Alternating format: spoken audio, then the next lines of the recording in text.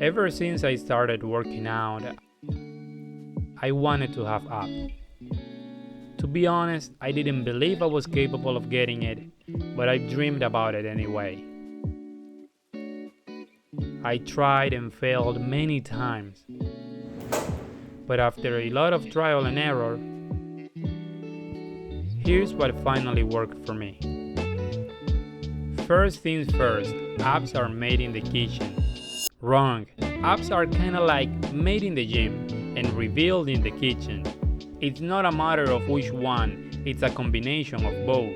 And as long as you don't do both correctly, you're just going to be pulling the rope back and forth without a final destination. You'll be going a little bit forward and a little bit backwards, and you'll end up exactly where you started.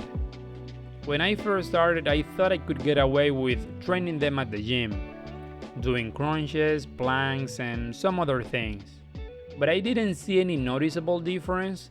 Then I went all in on losing fat. Finally, I thought I was moving in the right direction. Yet again, not much of a difference. I certainly lost fat, but no visible abs yet. I believed that I needed to lose even more fat, and I kept going and going until I got to the point where everybody was asking me if I was sick or something like that. I started to wonder if maybe the pieces of advice I was following were completely bullshit, and yes, I guess they were.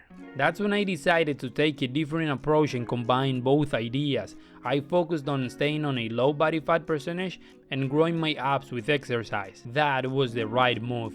After dreaming about it for so long, I could finally see my six-pack.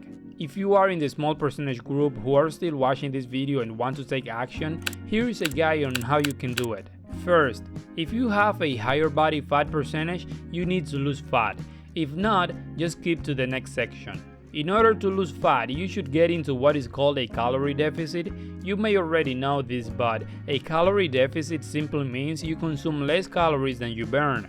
By being in a calorie deficit, your body won't have any other option than to lose fat, because it'll use it as fuel. So if we stay in a calorie deficit for long enough, we are going to start to get rid of our fat, which eventually will make us able to see our abs. There is basically two ways to get into a calorie deficit. First, you eat less calories, or you keep eating the same amount of calories you need to maintain your body weight, but start moving more, working out, or any other activity to burn more calories. Either way should work, although the latter is way harder because if you start working out, you will feel hungrier, which means that you will eat more and compensate for the calories you burned, and you will stay at the same place basically. So it's better to get into a calorie deficit by consuming less calories than to overeat and then try to burn it. There are multiple ways in which you can consume less calories. You can eat the same things you eat but in less quantity. You can change your diet and eat foods not so calorie dense. You can skip meals, do intermittent fasting, or whatever new popular diet people are pushing nowadays. Actually, you can even combine some of these. You can do intermittent fasting, change your diet, or skip meals. Just be aware that all of them are hard. I'm not gonna lie, you will feel hungry. You will feel like there is no reason to continue, and you'll want to fall back. But here is where you need to push past that feeling and stay consistent. That's why I won't tell you exactly what to do. You now need to try the options you have and see which one you could stick to. It doesn't make sense if I tell you which way to go now and 2 days later you quit. So try them all and see which one is better for you. Now for the second part, we need to grow our abs in order to make them pop. To grow your abs, you should treat them like any other muscle group. First, you need to train, ideally 2 to 3 times per week.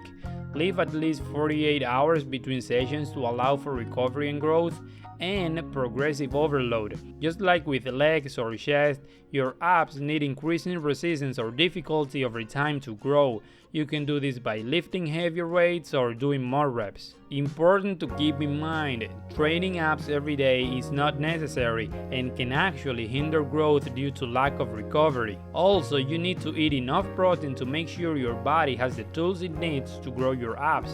Which exercises should you do?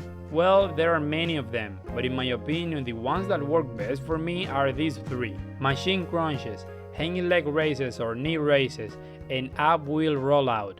Sometimes I train obliques separately, but most of the time I just incline to one side and then to the other while doing these exercises, and that trains obliques too. Now, important to note, rest is as important as being in a calorie deficit or working out, if not more.